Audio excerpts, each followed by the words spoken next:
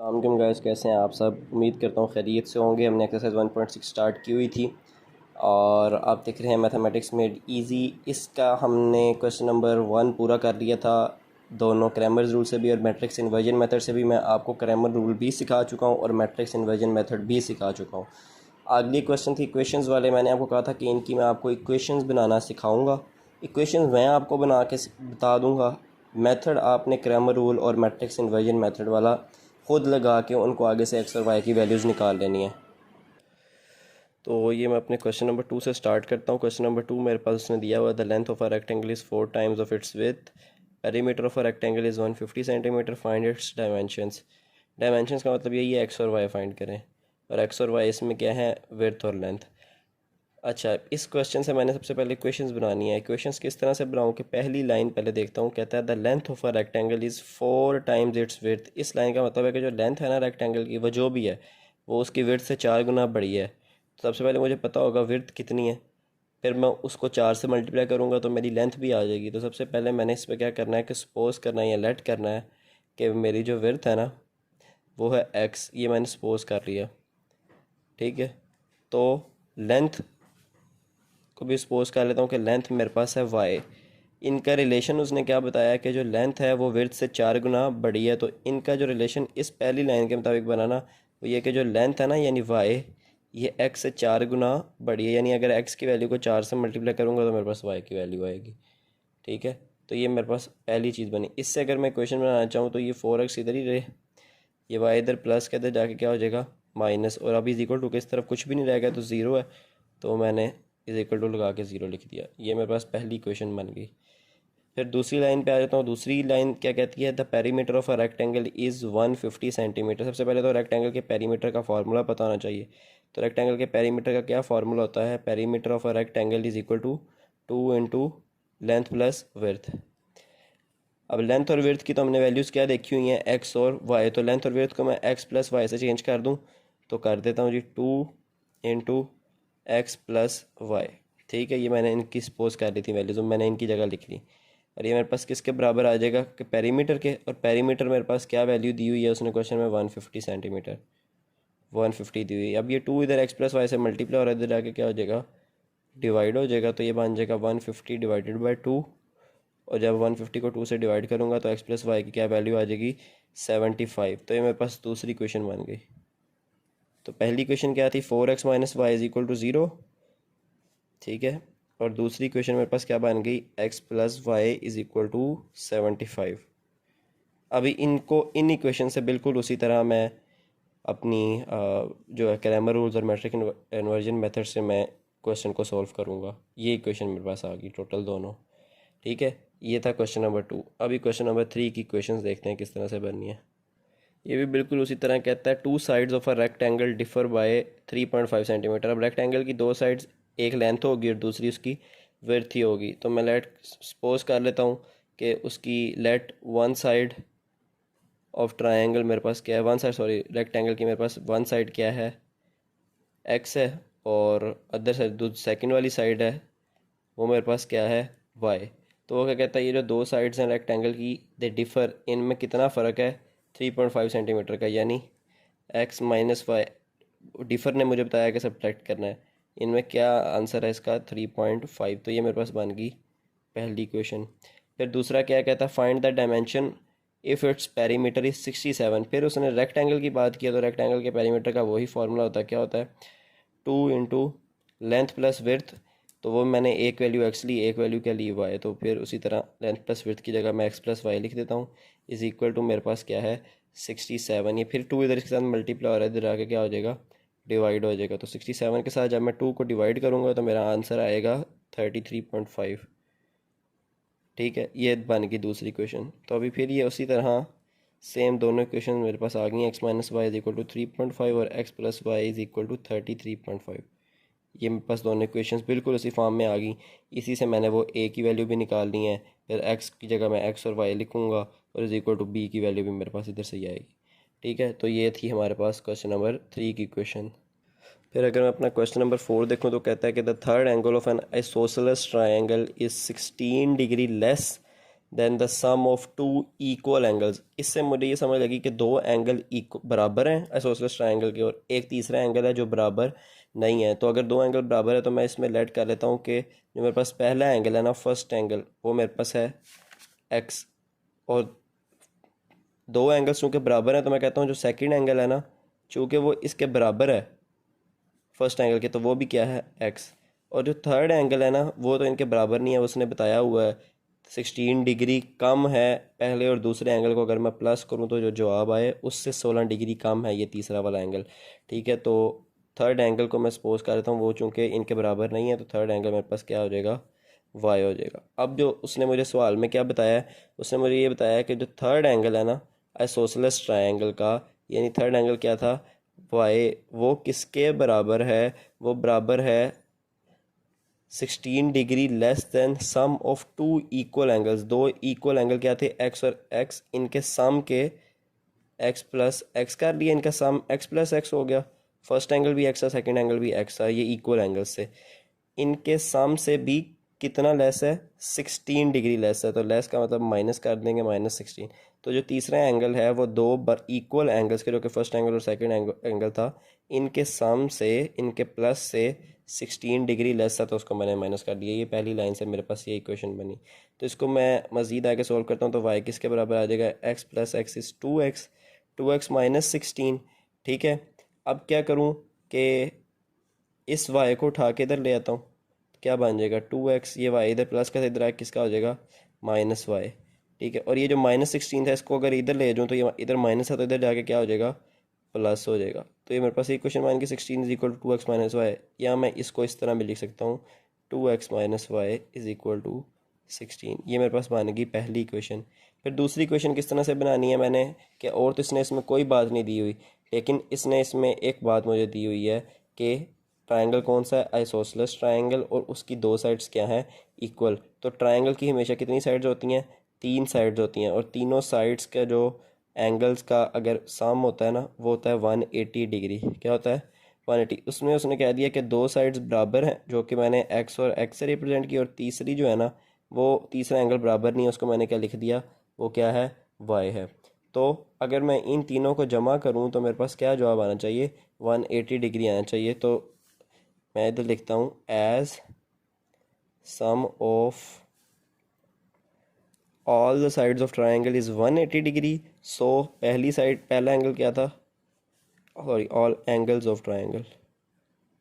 ठीक है, तो पहला एंगल क्या था, एक्स, दूसरा एंगल क्या था, एक्स, और तीसरा एंगल क्या था, वाई। इनका सम किसके बराबर है, 180 डिग्री के। तो एक्स प्लस एक्स 2x, ये बन जाएगा 2x plus y is equal to 180 degree. तो ये है दूसरी क्वेश्चन। पहली क्वेश्चन क्या थी मेरे पास, 2x minus y is equal to 16। दूसरी क्वेश्चन क्या है, 2x plus y is equal to 180 degree. अब ये बिल्कुल सेम उसी तरह आ गया, इसको मैं through Cramer and through matrix inversion method इसको मैं सॉल्व कर सकता हूँ। फिर अगर क्वेश्चन नंबर 5 देखूँ तो इसमें वो कहता है one acute angle of a right angle triangle. सबसे पहले तो मुझे पता चल गया ट्रायंगल है राइट एंगल ट्रायंगल, यानी इसका एक एंगल है 90 डिग्री। तो एक एंगल ये मैं ले लेता हूँ इसका x, और ये क्या ले लेता हूँ, y। ठीक है, तो सबसे पहले तो मैंने इसमें क्या कर लिया है, लेट फर्स्ट एंगल कर लो या वन एंगल कर लो, मेरे पास क्या है x, और सेकंड एंगल मेरे पास क्या आ गया, y। और जो थर्ड एंगल है वो तो मेरे पास 90 डिग्री है, मुझे ऑलरेडी पता है, क्यों, क्योंकि राइट एंगल ट्रायंगल है। तो थर्ड एंगल मेरे पास क्या है, 90 डिग्री, पता चल गया मुझे। अब उसने कहा क्या है, one acute angle, one acute angle of a right angle triangle is 12 degree more, यानी ये जो फर्स्ट एंगल है ना, जो एक्स है, ये 12 डिग्री ज़्यादा है। तो इसके साथ मैंने +12 डिग्री लिख दिया।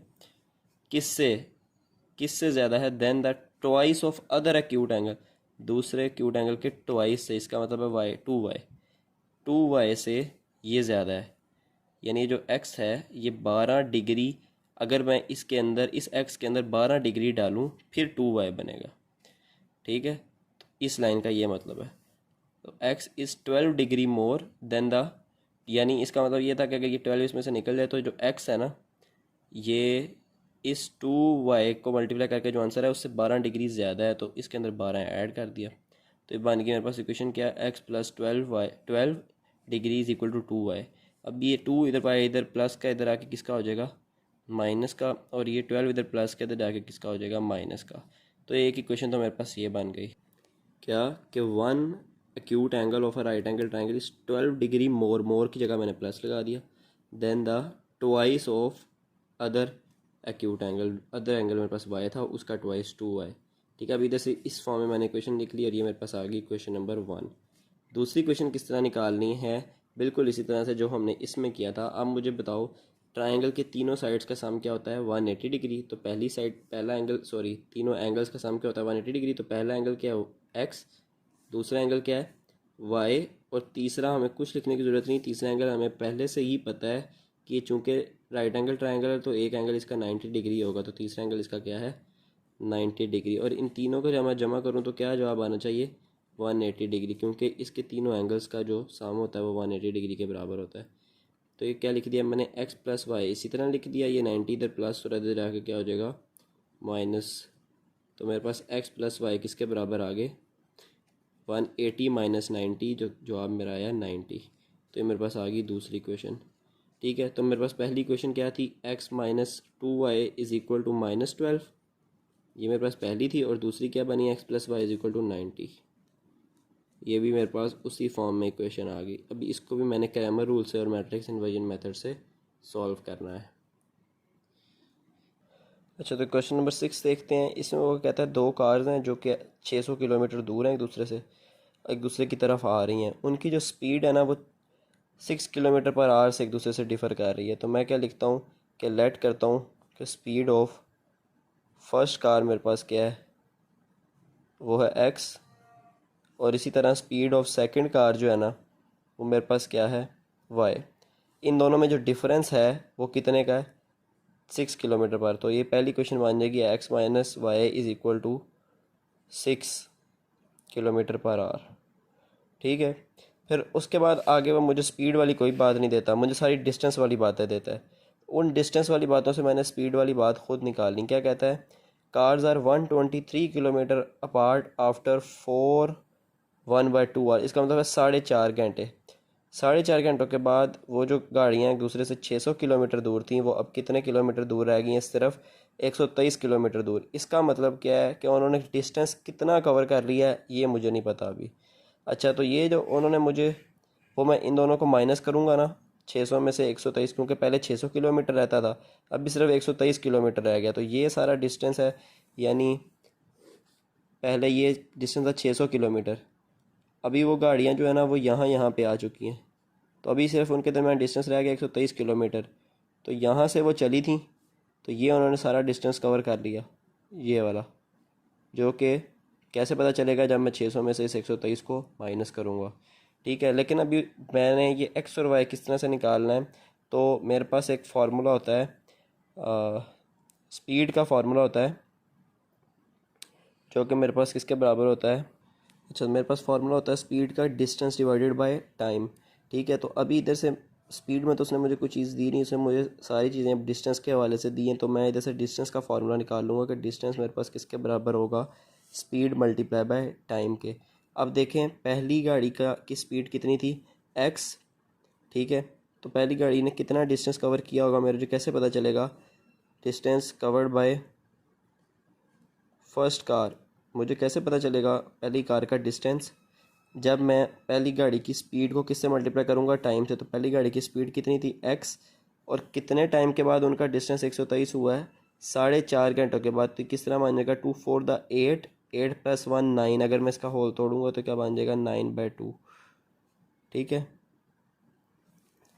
फिर इसी तरह अगर मैं फाइंड करूँ कि जो सेकंड कार थी उसने कितना डिस्टेंस कवर किया, तो उसके लिए भी same formula, speed multiply by time. तो उसकी स्पीड क्या थी, वाई उसी तरह लिख दिया, मल्टीप्लाई बाय जो टाइम था मेरे पास 9/2, और दोनों के साथ मैंने किलोमीटर का यूनिट लगा दिया क्योंकि डिस्टेंस का यूनिट किलोमीटर है।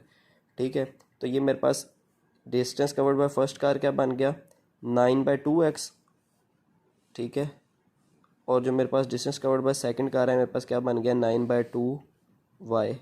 अब जब दोनों गाड़ियों ने इतना इतना डिस्टेंस कवर कर लिया तो उनके दरमियान टोटल डिस्टेंस कितना रह गया, 123 का फ़र्क रह गया। यानी मैं अगर क्या करूं, 9/2 x ही पहली गाड़ी ने कवर किया और 9/2 y दूसरी गाड़ी ने डिस्टेंस कवर किया है, ठीक है।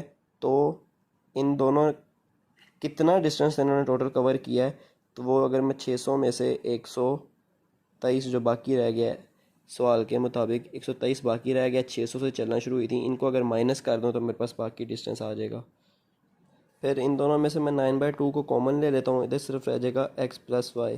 और जब इनको माइनस करूँगा तो इसका मुझे पता चला इन दोनों ने 477 किलोमीटर तय कर लिया, यानी ये 600 से शुरू हुई थी, इन दोनों ने 477 किलोमीटर तय कर लिया। अभी इनके दरमियान सिर्फ 123 किलोमीटर रह गया है, तो ये मेरे पता चल गया कि 477 किलोमीटर डिस्टेंस इन्होंने कवर कर लिया है। और कितने घंटों में कवर किया था वो डिस्टेंस?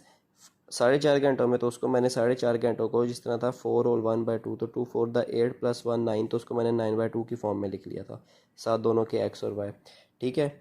अब 9/2 कॉमन था, ये 2 इधर डिवाइड हो रहा है, इधर जाके क्या हो जाएगा मल्टीप्लाई, तो ये 9 × x+y मेरे पास किसके बराबर आ जाएगा 477 × 2।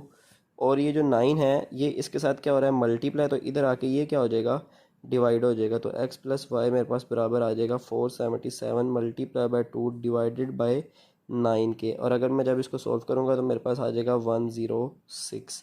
तो x+y मेरे पास किसके बराबर आ गया 106 के, और ये मेरे पास बन गई कौन सी क्वेश्चन नंबर 2। तो क्वेश्चन नंबर 1 तो बहुत आसान थी कि इनकी स्पीड डिफर करती है 6 किलोमीटर पर, तो x-y 6 के बराबर था।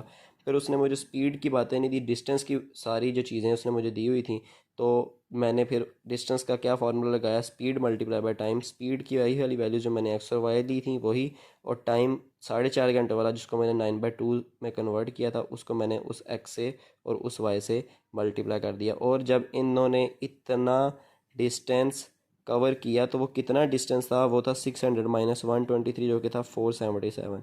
फिर ये 9/2 में से 2 इधर डिवाइड हो रहा था, इधर जाके मैंने मल्टीप्लाई कर दिया, और ये 9 इधर मल्टीप्लाई हो रहा था और इधर ला के उसको मैंने क्या कर दिया डिवाइड। तो x+y की मेरे पास क्या वैल्यू बनी 106। तो दोनों इक्वेशन मेरे पास आ गई। पहली इक्वेशन क्या थी x-y, इसको इधर लिख लेते हैं। पहली क्वेश्चन क्या थी x-y = 6, और दूसरी क्वेश्चन मेरे पास क्या आई है x+y = 106। तो मैं लिख लेता हूँ x+y = 106। फिर इसको भी बिल्कुल उसी तरह क्रैमर और मैट्रिक्स इन्वर्जन मेथड से सॉल्व करेंगे। क्या बनेंगी इसकी निकाल के देखते हैं भला। 1 1, इसकी क्या निकलेगी -1, इसकी 1 निकलेगी। फिर इधर क्या आएगा x और y, और इसको जब बराबर करूँगा तो वो क्या बनेगा 6 और 106। तो इसके ज़रिए मैं इस पूरे क्वेश्चन को आगे सॉल्व कर लूँगा, ठीक है। तो ये इतनी सी इसकी क्वेश्चंस थी। यहाँ पे मेरे इसके सारे क्वेश्चंस भी कवर हो गए। आपने इनके आंसर्स निकालने हैं खुद से, Cramer rule matrix inversion method से मैं आपको पीछे समझा चुका हूँ। और किसी क्वेश्चन में अगर कोई मसला, कोई क्वेरी हो, कोई क्वेश्चन बनाने में समझ ना आ रही हो, तो आप मेरे से दोबारा कमेंट सेक्शन में पूछ सकते हैं, मैं आपको उसमें गाइड कर दूंगा इंशाल्लाह। और इसको ज़्यादा से ज़्यादा लाइक करें, शेयर करें, सब्सक्राइब करें, अपने दोस्तों के साथ ज़रूर शेयर किया करें। और अगली वीडियो तक के लिए अल्लाह हाफिज़।